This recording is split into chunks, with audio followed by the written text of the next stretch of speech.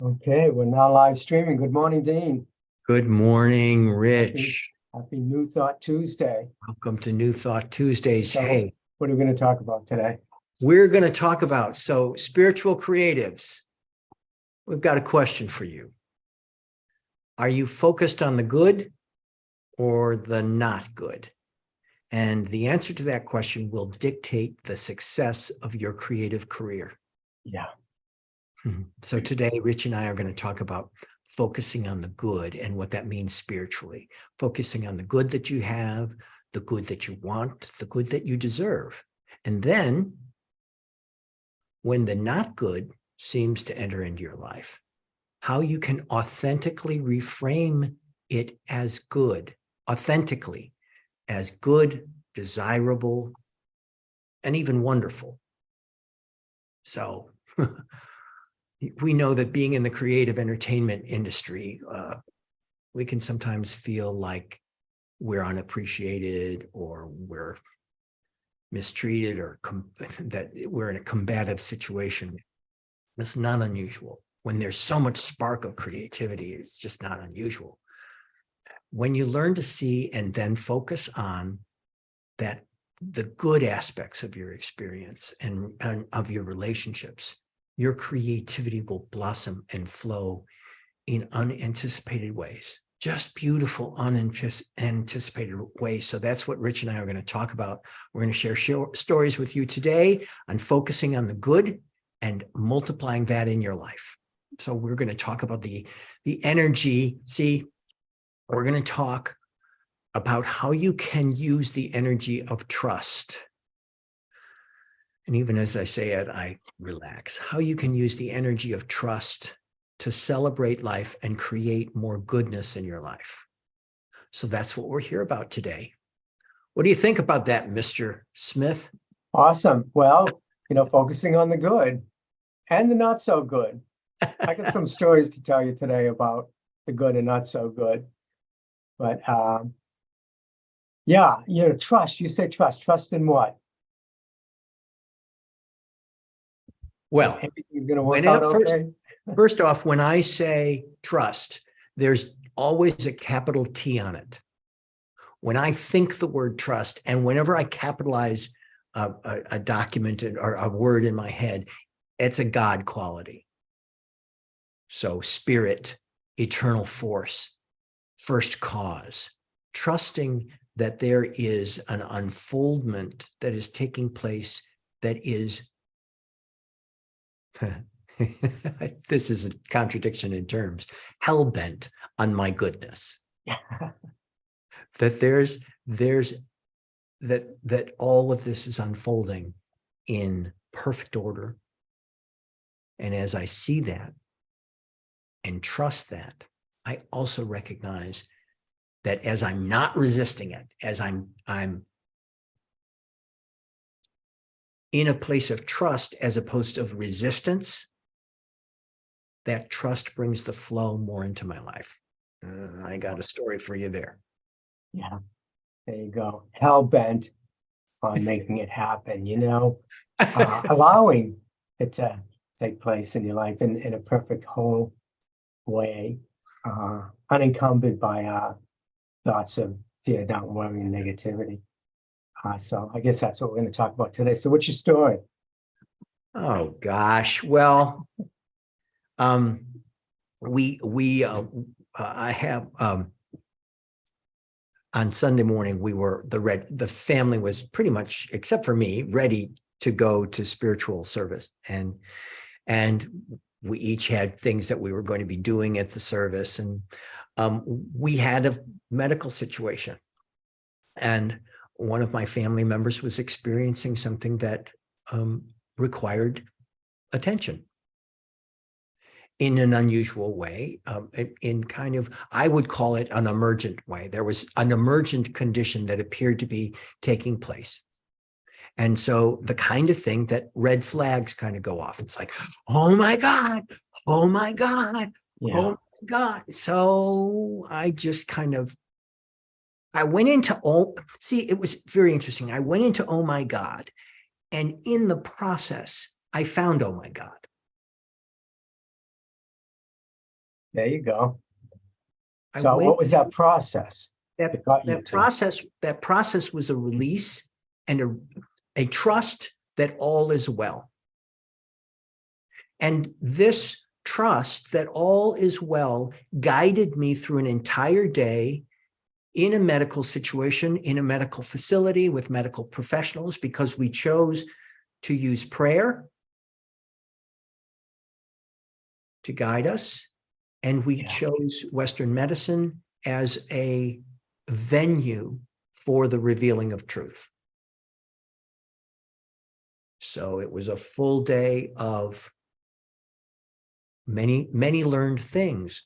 But along the way, there was such a sense of trust. I was talking to another family member about it, and they were pointing out what a stressful situation it was. And I was really grateful to be able to say, you know, actually, it's been a good day.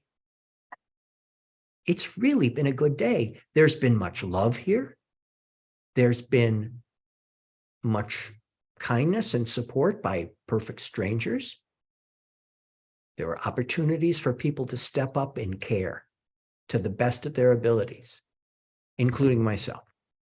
And that's because you went into it with trust and prayer rather than going into it with resentment and anger and whatever else comes up when you're stuck in a situation that's completely different than what you were expecting your day to unfold as.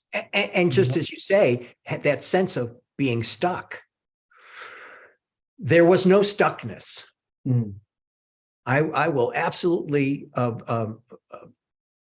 acknowledge that there was some human concern. You're like, what the? But that's was my authentic feeling. There was some fear. And as I acknowledged that authentic fear, I went into, okay, what do you believe, Dean? Yeah. What do you believe? And belief is where the whole day spent itself. And this goes in line with what Ernest Holmes talks about. Spirit sees only itself. And in that day, we were using, all of us, we were using spirit. Certainly I was using spirit. I can really only talk for myself. I was using spirit as a mode of action.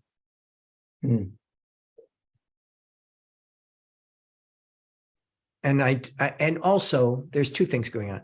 I'm not going into specifics about who it was or what was going on for two reasons. One, this is my family's privacy. This is their business, and this is going out over the internet.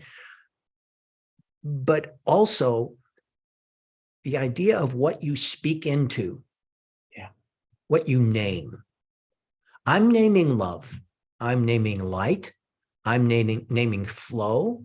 I'm naming revealing of wholeness, which wholeness was absolutely revealed all day and continues to be revealed because we are seeing it as the good that is happening. Was it my plan for the day? It was not. Was it my family members' plan for the day? It was not. But we were in this condition. There's a guy by the name of Dan Sullivan. Dan Sullivan has absolutely nothing to do with New Thought. He's a coach. He's a organizational professional, but he has a book out called Always Be the Buyer. And the inference there is really to gracefully take control over your own ability to choose. And not being in a desperate situation, no matter where you are, not being stuck, no matter where you are, and taking the attitude of the buyer. Well, spiritually, I took the attitude of the buyer. Humanly, yes, I did come home at the end of the day and I was out like a light. I slept for 2 hours, but it was a good day. There was goodness there. So that's my story. That's my story. Yeah. Well, I love the fact that you turned a bad situation into a good situation through your prayer and your trust and your thoughts and your energy. you created a day. It's kind of, in talking to you about it earlier, it kind of just unflowed open naturally and just flowed without any real glitches other than having to go to the hospital. But And this is where I'm gonna insert into your statement a tool. yeah, and this is, I know, as a lot of you know, I grew up in Christian Science, and we use the word seem a lot, the appearance of, and it seemed like a bad experience initially. yeah, And the choice was to see it as an experience of revealing of truth, of wholeness and love and care as early in the process as possible.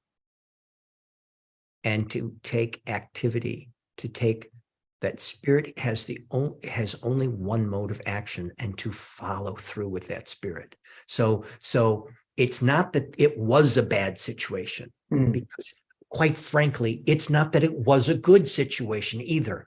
It is as we believe it to be. yeah, So it's just a choice, and I'm choosing good. yeah, Authentically. yeah.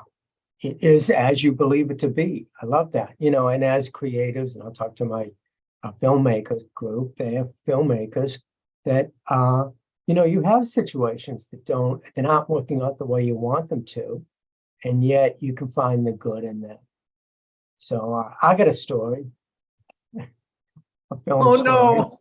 Yeah, I got a film story about turning something that appears to be not so good into something that was good. It's all a frame of mind. It's all, what you believe it to be. You can create it. You can rationalize anything. So here's my rationalization on my computer getting stolen, all my information in it and everything. So I rationalized it, but it seemed to make sense to me coming from a spiritual perspective on what went on. But anyways, I was bringing in groceries and I had my computer on my back, and there's a chair right in front of our door entering our apartment.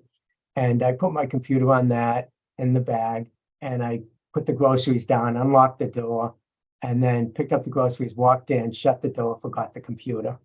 Woke up, no, later that evening we were walking the dog, my computer was gone, and I'm running around the house like a maniac looking for my computer.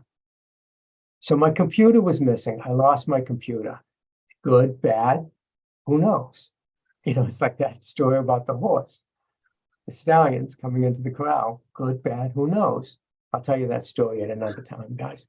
But anyways, sticking to the story that I'm talking about, when I went and bought I needed 2 computers for this job that I got. So I went and bought a new computer, and I had my older computer. Thank God it was my old computer that was stolen. So I had the new computer, and I was always going out on my job using the new computer to broadcast over the internet. And then I'd have my other computer on my lap that I could play around with and do different things with, build my social media. But it was so clumsy that the lid, the top, the screen, and it's big. And so I thought, Jesus, I really should have gotten an iPad. I really should have gotten an iPad. And then I kept thinking, when am I going to be able to afford to buy a new iPad? They're like $1,800 for an iPad with all the bells and whistles. So anyways, the long story short is that I asked for that. I was like, in my mind, I saw myself, I pictured myself, every time I went to work in that computer falling off my lap, I pictured myself there with a little iPad. And I visioned it and I saw it and I wanted it. And the universe booted me out so that I had to go out and buy one. So right now I'm looking into getting an iPad. But you get what you ask for one way or another. And it may come in a way where I just went out and bought it myself, or it may come that the universe says, okay, we'll support you in that thought. We'll support you in that desire to have a new iPad. So anyways, what do you think? Well, I think whether you go out and buy it or whether it comes to you in another way, the universe is still providing it. Yeah. So your partner could go out and buy you one. Right. Your business partner could say, hey, you need an iPad, and I'll buy That's it. true. That's It could absolutely come in true. so many different ways. As could your wife do the same thing for you. She could. She could. She could. But anyways, so that's the thing. Trying to take something that appears to be not so good and Yeah. take a step back, take a look at it and go, okay, what is really going on here? What is it? What are my needs? All my needs are met. Okay. I'm not worried about getting the money together to buy a new computer an iPad, because I know that the finances will come. I'm just taking action. I'm starting to look into it. I went to Apple. I'm looking up the different, gadgets and iPads and stuff like that. And I'm just taking action towards it. I'm not going to worry. And all of a sudden the money will come. Here's a good story for you. My wife, since COVID, she had to leave the school, after school art she taught. Well, it's been slow building her business back up again since COVID. We tried online and stuff like that. She's trying to get back in the schools, and it's difficult. So financially, I know she's having a hard time, but she would never say it. Instead, she would go, I am abundant and prosperous. All my needs are met. Everything that I desire is given to me. It's my highest good coming to me. And then I know she's worried about the money. She says, I'm abundant and prosperous, right? But that little prayer, honest to God, 10 minutes afterwards, she got a text from a parent saying, hey, LAUSD is going on strike. I think I talked about this before, but LAUSD is going on strike, meaning, can you take 4 kids, my kids and my friends' kids, for that 3 days that they're going on strike? Jennifer said, yeah. Within that whole day, she got 16 students in each day for 3 days. She made bank. So it's like all my needs are met. That's all she had to do was go there and, just go there in consciousness. All my needs are met. I'm going to be taken care of. I'm not going to worry about money. I'm not going to sit there and go, I don't have the money. What am I going to do? Rent's due or whatever. Yeah. It's like all my needs are met. I'm abundant and prosperous. Just saying those words, the words that we speak have the power to create. Just by saying that, she set an intention into motion, and the universe supported it. Who knew that it was going to come in that way? Who knew that it wasn't going to come and her putting an ad out in the local next door, trying to get people in and all that? It just came naturally. So my question for you, Dean, is, did God, the universe, put the strike into place so she could have money? So she could make some income? Or was it just a coincidence? And I believe that infinite intelligence knows your needs even before you ask them. Everything was into place for her highest good, no matter what that was. She could have been walking down the street and found $5,000 or whatever. It is my personal belief that there is a power and a presence in the universe that is responding to the principles of this life that is unfolding as we know it now. And that the strike, or whatever it's called, is bringing a certain condition that is wanted by some folks, perhaps a certain condition that is not wanted by others folks, that is providing a possibility of good. Yeah. And even that it's not wanted by other folks, they don't know, but that could be for their highest good too. It could be well anything. It could well be that they say, I'm tired of this school thing. I'm going to go get another job. And then they find themselves in a new job and going, oh, this is great. Why didn't I do this earlier? I mean, you just don't know. I think everything that happens to us is for our highest good. Whether it's a lesson that we have to learn, whether it's something that we have to experience in order to grow, in order to connect with spirit. I just think our highest good is always coming to us, and may appear to be as something bad, but that's just the appearance. Yes. This is deep. It is deep. And also, this power and this presence that we call God, that we call spirit, is kind of sort of greater than I can wrap my brain around. Yeah. There's a lot going on here.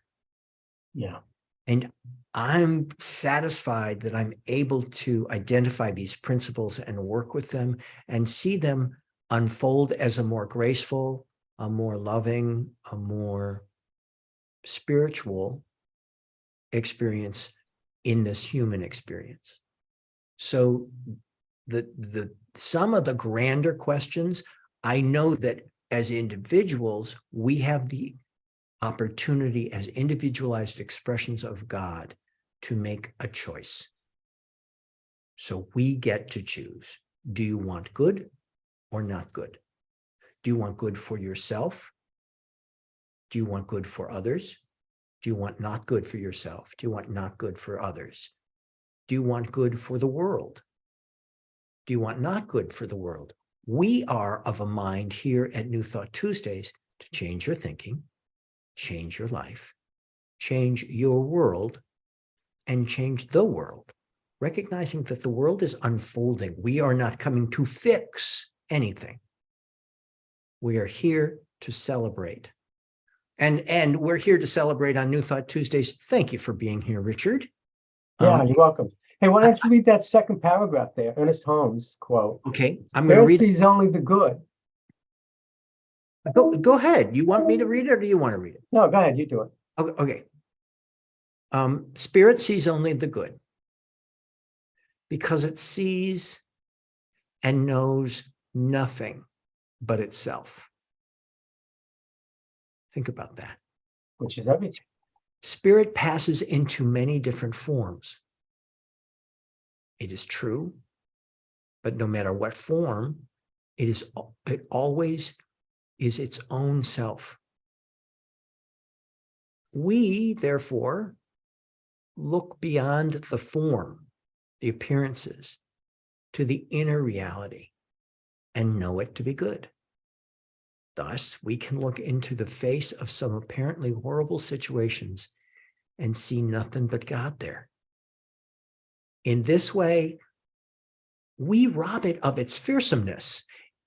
In physical healing, we never shudder and say, that is bad or serious or incurable or repulsive. Instead, we see the divine presence and perfection in the client, in ourselves. And it is there because that perfection is the normal standard and is always present in God. Always present. We just have to allow it to reveal itself in and as into our life. And that, of course, just for full disclosure, that was by Ernest Holmes. Shall we conclude with an affirmation? Yeah, you got one? I do, indeed. I have an affirmation right here. It's in the chat for everyone who is visiting from our community today. And we will be going in just moments. We will be going into the Zoom room, as we like to call it, New Thought Tuesdays community to discuss today's concept. And our affirmation is as follows. I am one with goodness in all that I think, do, and say. Life unfolds in perfection in me, through me, and as me, in all that I experience. And I am blessed in goodness. Namaste. I am blessed in goodness. And we are blessed in goodness. For those of you who are new here, we are going to be going into conversation with our New Thought Tuesdays community now. We're going to stop the recordings and go into a private session with our New Thought Tuesdays folks that are here watching. If you would like a link, please go to newthoughttuesdays.com. That's newthoughttuesdays, plural.com, and click on I want to be reminded, and we will take your email and send you a reminder with the link to our Zoom room. So yeah, we give you a reminder the day before and then 1 hour before. And that's all you'll get from us. You won't be harassed or anything with emails. Just those 2 emails, the day before and just 1 hour before. Just that. Just to remind you. So blessings to you all. We will see you. We're going to stop the recordings and we will see you in the Zoom room. Okay. Take care. Have a nice Tuesday.